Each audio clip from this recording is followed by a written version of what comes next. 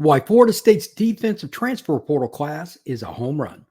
You are Locked On Seminoles, your daily podcast on the Florida State Seminoles, part of the Locked On Podcast Network. Your team every day.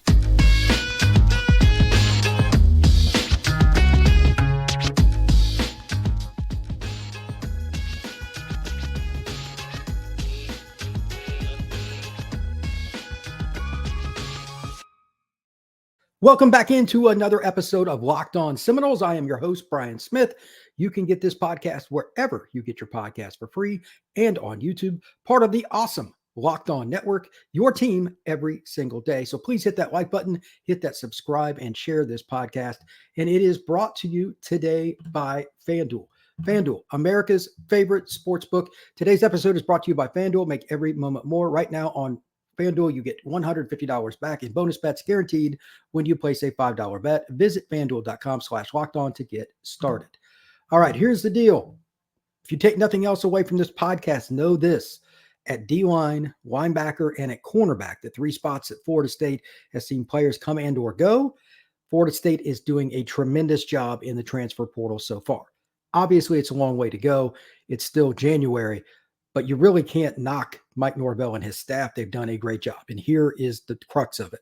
Not just getting numbers, but getting quality guys that were elite prospects at the Power 5 level, SEC, Big Ten, etc., in terms of offers. So I'm going to go through this by position, and I'm going to start with D-line, go to linebacker, and then I'm going to go to corner. So let's get started, but let's look at what Florida State did defensively in 2023 first. These are the raw numbers. There is no debating these four statistics. Statistically, with scoring 19.3 points per game, that's 18th in the nation. Total defense, meaning yards between run and pass, 331.9, that's 28th.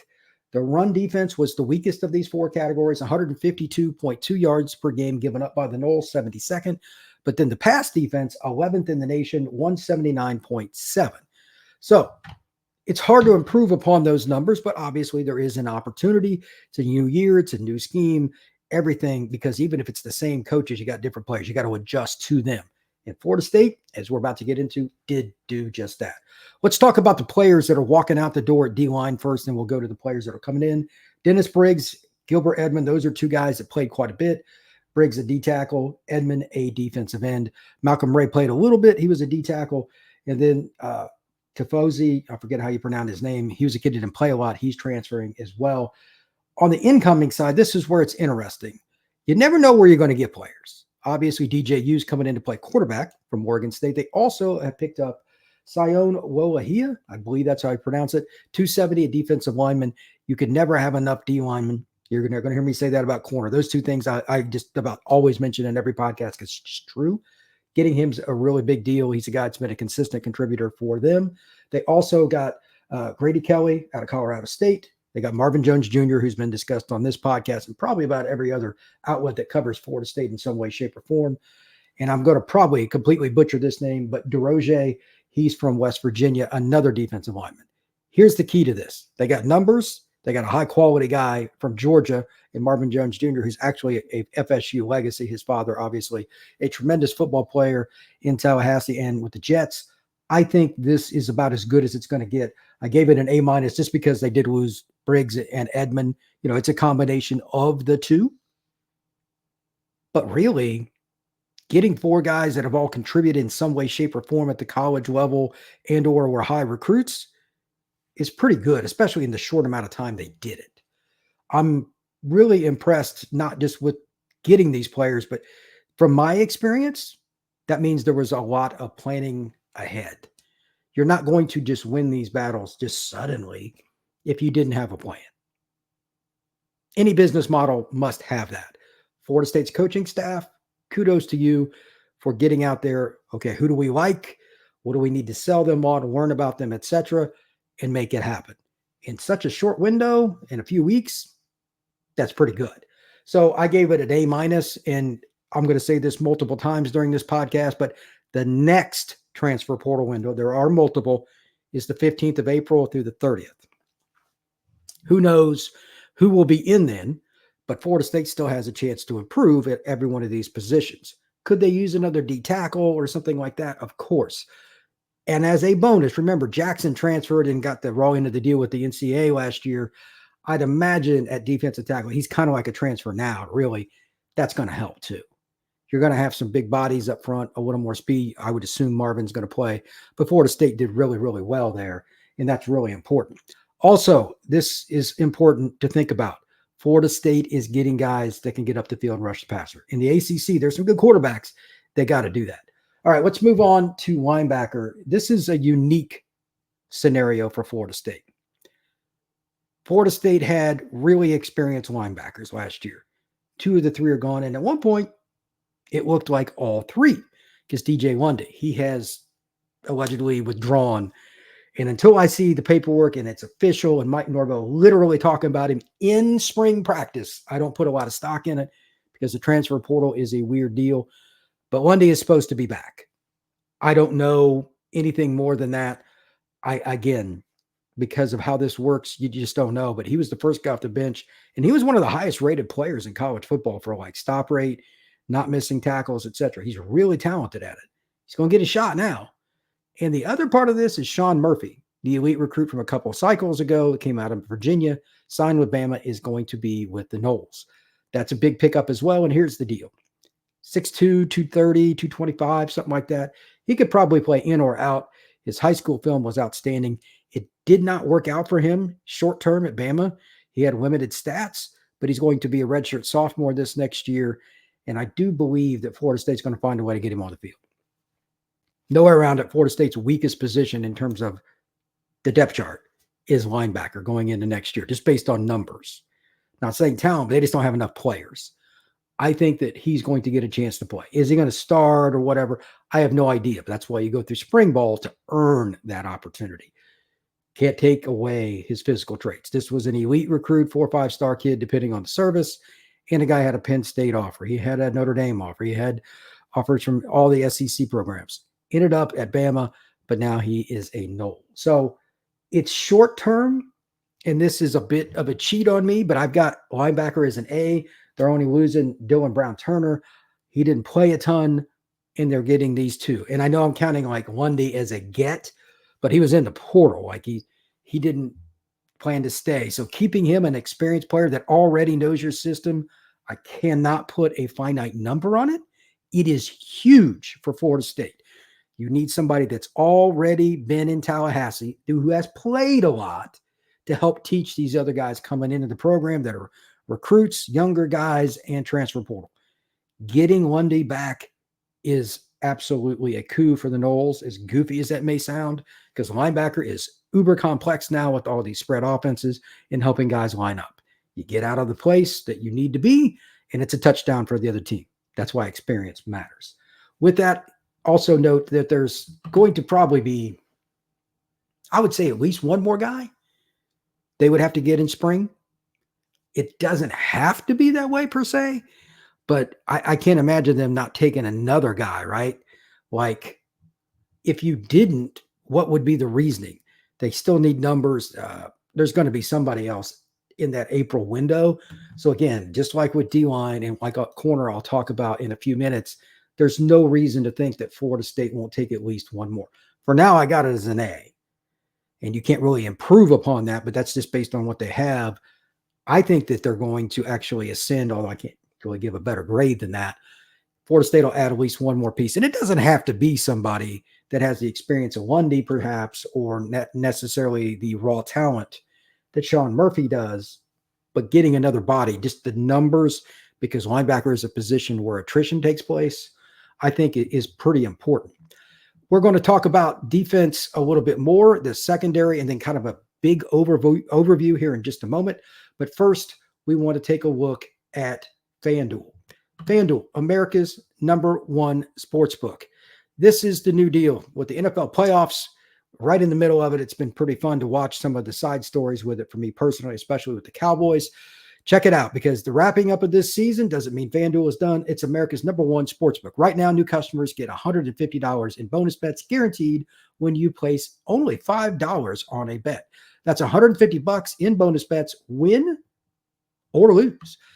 All right, here's the deal. The app is also easy to use, and you can make different bets like same day parlays, find bets in the new Explore tab, and you can also parlay in the Parlay Hub, the best way to find popular parlays. So visit FanDuel.com/lockedon and make your first bet a layup. FanDuel, official partner of the NFL. All right, now we've talked about the first two, and here's something that's interesting. I want to bring back up the stats as we go into this section. And there's not a lot of players to talk about, but that's the good news. Florida State's secondary last year was obviously good. They gave up a few plays here or there, but overall, let's be honest, that was a really good team on defense. It was. And to be honest with you, I don't think it's going to take a step down. It might even go up because, see, they were 11th last year in passing yardage. 11th. They also had good pass rushers, a Verse, etc. That's why getting Jones and some of these guys is important. You need players to keep coming in. But you've got Thomas coming back, Cypress, etc. You've got all these guys coming back, and you're adding Earl Little and Davonte Brown. For those of you who don't know, Earl Little played at American Heritage, big-time recruit out of South Florida, ended up at Bama. He is transferred over. Only played 1 year there. He's going to have be a guy that should play pretty early, but Florida State's room is talented, and they got the young guys coming in. Like getting Kai Bates is a huge deal, etc. He flipped over from LSU. Like those kinds of situations, getting all these guys in a short period, it's going to fend itself out. Like guys are going to bounce off each other. Now, who it ends up being, I don't know. But as I reach over here and grab all my notes, I would imagine if we look at this, I would say Florida State at 179.7 last year, they could get it under 170. It won't be 165 to 169. They're going to be even more experienced, and they're going to have more guys for injuries. Now, we're still going to go through the portal again in the spring, and sure, somebody could leave, but having a five-star in Little is just the first part of it. They also get Davonte Brown from Miami. He played 3 years at UCF, played some last year at Miami. It didn't work out. Getting an extra guy like that that's 6'2", 180 plus pounds is huge. It's huge. Push the depth. You cannot have enough at D-line and corner, period. I don't care if you're Georgia, Texas, or anywhere else. So with that being stated, looking at the depth chart now, just kind of like thinking about it out loud, I don't care who ends up starting. They're going to have pieces regardless of the team they go up against. That's more important. You've got to be able to match game to game. It used to be, okay, here's our two starting corners, 25 years ago. Let's see what happens. Everybody kind of ran similar stuff. Those days are over. You might play a power team, like in the playoff. Maybe they play Utah in the playoff next year. Who knows? They're going to run more power stuff, but they could also play a team that runs a wide open offense. You've got to have DBs to adjust to those scenarios. Florida State's depth, Conrad Hussey and some of these other guys too at safety. Let's not forget about them that are pushing the pile, trying to get up the depth chart. They're going to be good. Jones, different guys. It's going to take care of itself, and I'm not real concerned about depth charts yet because we're not even the spring ball. But having these numbers, ask yourself this question as a Florida State fan.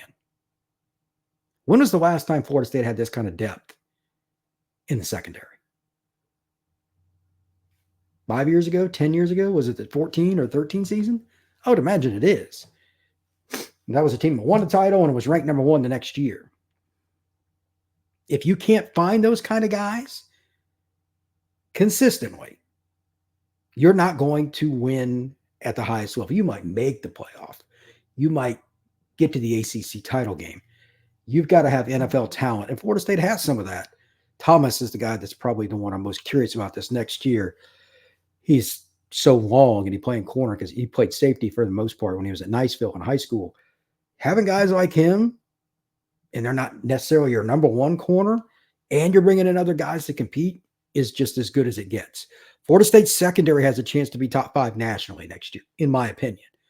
I don't know what everybody's group is going to look like because, again, we're in the transfer portal era. But as it sits today, and right now it's the 19th of January when I'm doing this podcast, prove me wrong.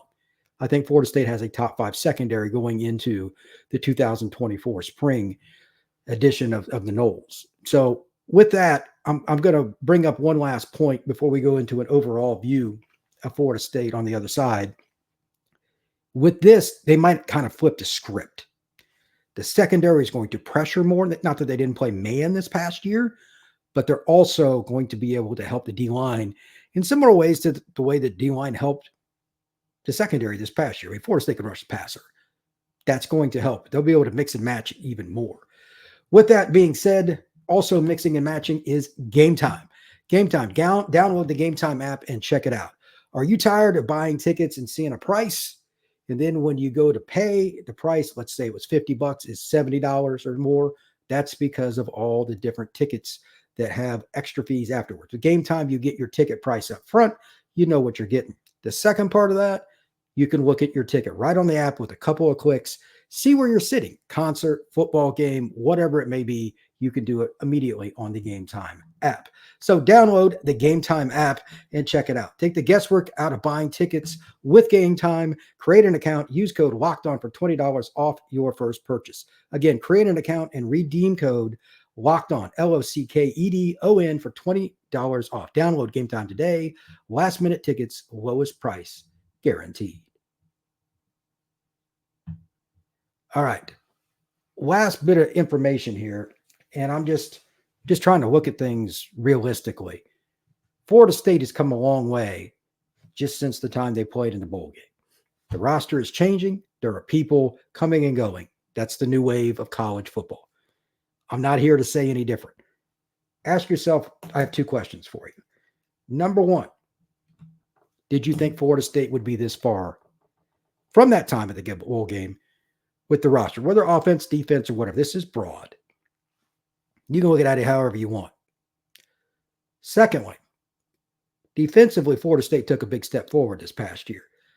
Do you think the Noles have an opportunity to close out with, let's say one or two more guys? Let's just say they got two more guys and nothing else happened. It's hard to say what's going to transpire between now and the end of April. But if they get two more players on defense through the portal, could they be a top 10 defense overall in 24?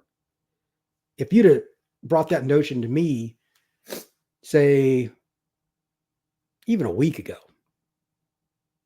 I'd have been a little leery, to put it mildly. Florida State has an elite transfer portal class, as I opened the show with, and I'm closing with it, but it's not done yet. They have a chance to change their roster more than anybody probably could have thought, maybe even Norvell. So again, what do you think about the portal overall in helping the roster from just a few weeks ago when they played the bowl game to now? And then secondly, looking at the defense, could they be a top 10? It's possible. I think they need one more special player to be added, and they would need a little luck with injuries at linebacker. They're still not where they need to be. Preferably another guy would be at that spot, obviously. But it's not out of the question. They've got some good young players on the roster. Guys can move around, play different positions, do different things. And the secondary is elite. I think this is a much better team than what anybody thought. The only thing I'll add to this, and it's something that Kirby has talked about, and I know some of the coaches behind the scenes that I've communicated with and others have said, how do you mix the chemistry? We have no idea, but this is vital. The kids coming in, do they blend well? Whether it's NIL related or whatever, will there be any snafus? I have no idea. I really don't. It's difficult to project. That is the conundrum that no coach, and they always want control. They'll never control this. The egos in the locker room, bringing in guys that are new, you don't know. So far, I haven't heard anything negative. I haven't seen anything reported negative. So that's a good sign. They've done, obviously, a tremendous job to this point with the portal and building the program over the last two seasons.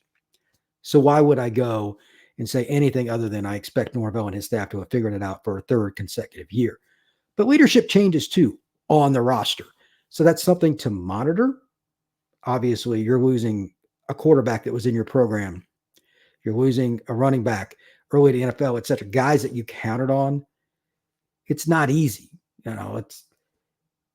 It's Keon Coleman was there 1 year, but I'm sure he gained respect. Just use him as a third example. He came in, acclimated to the staff, student body, and the players. They need guys like him, not necessarily just as good as Keon. I get that. But if they buy in with the talent that I'm talking about, because you get an A at all three of these levels, really. I gave an A- to D-line just because they lost a couple of guys, but I think they're actually going to get an upgrade. This is a tremendous opportunity for Florida State. I thought this was going to be a complete rebuilding year, but they have a chance to at least be a contender for the ACC now. They got some other things to work on and all that. There's a long way to go. But I am absolutely here to say that the D-line class, linebacker class, and corner class combined is about as good as it's going to get for any team in college football. So that's my take for today. Lastly, please, once again, hit that like button, hit that subscribe. Make sure you share this podcast. Everybody have a great day, and thank you very much.